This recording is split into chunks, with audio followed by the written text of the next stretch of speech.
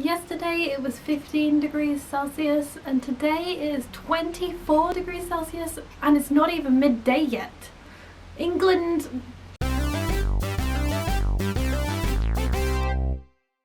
Hey Crusaders, today I am doing my June reads video. June has gone incredibly fast. Where did June go?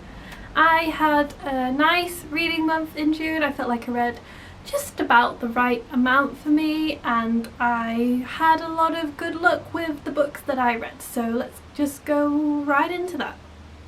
The first book I read in June was one from the library, and that was Farenheit 451 by Bradbury. I gave this book 5 stars because it's a classic science fiction. It's a classic for a reason. It's pretty incredible, and to think about where science fiction and books have come since then, this one is a pretty important one. This is set in a dystopian society where books are banned and they are burnt. Firefighters don't put out fires since houses are now fireproof. Instead, they go and set fires in houses that have books. Yes, so that means that all of our houses would be a flaming inferno by now.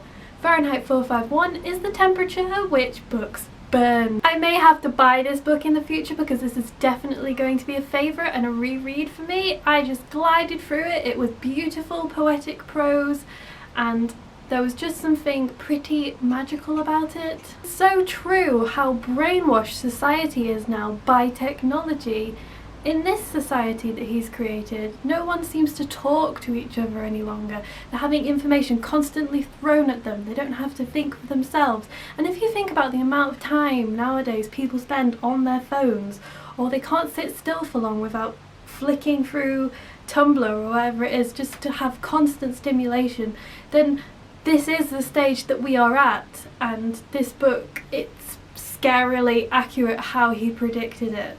So this was a great book, even if it did terrify me to my core about how short our attention spans are getting. Of course, when I say hour, I don't mean us, because we can sit down and read for hours without the buzz simulation of the television. The next book that I read was the last book in the Night Runner series, Shards of Time, and I have done a Night Runners series review now, so this is linked on the screen and is in the down bar. I finally finished Night Runners in June, and it's the end. It's the end of quite an adventure, which means that I will stop going on about the Night Runner series as much, which I'm sure you're all pretty glad of.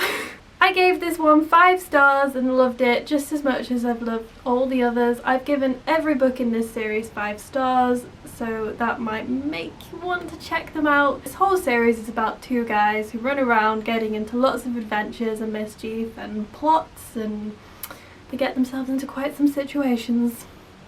The next book that I read was A Man Called Ove by Frederick Backman, and I also loved this book and gave it 5 stars too. I've actually done a review on this, so that will be linked down on the screen and down below if you want to check that out. But just quickly, this is about a grumpy old man called Ove who doesn't seem to like anyone and anything, and then a foreign family move in across the road from them, and it's kind of about Ove's journey and his past and discovery and why he is how he is and just coming to terms with things.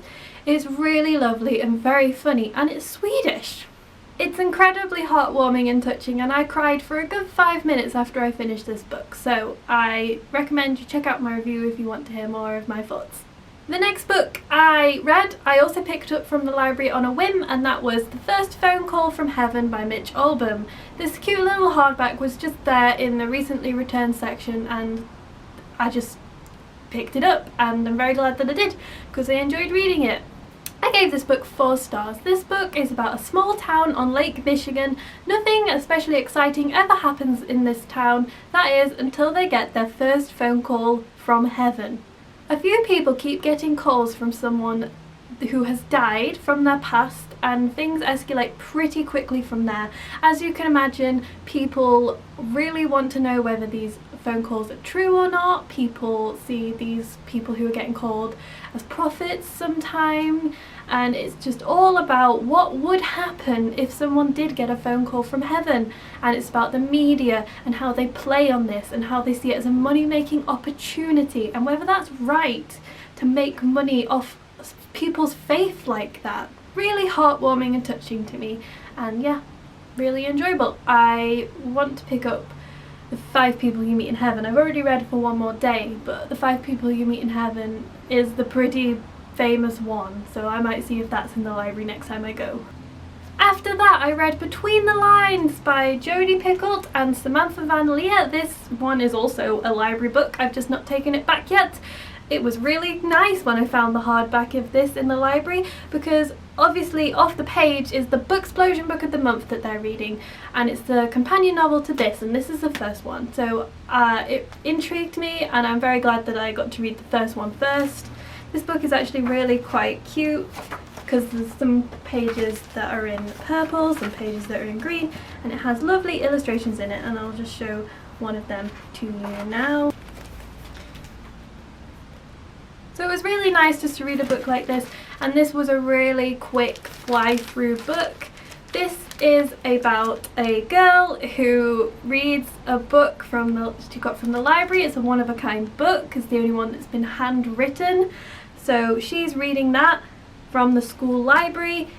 And every time she reads it, it's like the people in the book play it out. It's like they're in a play, and then when the book closes they can go about their normal lives, but then when it opens they have to go back and they have to play out the story. And it's this prince inside it, Prince Oliver, who is fed up with that and doesn't want to play it out any longer, and Delilah, the girl who's reading the book, starts to notice that Prince Oliver is changing a bit and not being the same character. So she's like, why is this character changing? Why are my characters like coming to life? And now it's the story of them falling in love and her trying to get him out of the book. It's really very sweet. It was really sweet, and the romance was cute, and it was such a fun book to read. However, the writing wasn't particularly spectacular, and I didn't understand some of the character motivations for doing things. The ending is a bit weird, and I feel like there are some plot holes. So I gave it 3 stars, but I really did enjoy reading it, and I'm going to read the companion novel when that comes into the library. And I am currently reading Rome, The Coming of the King by M.C. Scott, the second book in the Rome series, which is about a Roman spy. But this book in particular is about the Jewish-Roman war that went on in 66 AD. So it was really interesting religiously and historically, which are things that I'm really interested in, and like a little bit of a history nerd over here. And in the reign of Nero, but it's not taking place in Rome, it's in Judea. And if you think about the fact that it's 66 AD, some of it is to do with the descendants of King Herod, and it's all very interesting. So that was my June Reads video. I am now absolutely sweltering in here. Imagine it's a room that just is full of glass windows, and it is baking hot outside, and the sun is coming in and it is roasting me alive. So I'm gonna go and step outside and cool down. Thank you for watching this video. Please comment down below telling me what you have been reading in June and what you plan on reading in July. I'd really like to know that. Also, any of these books, if you've read them, let's talk about them.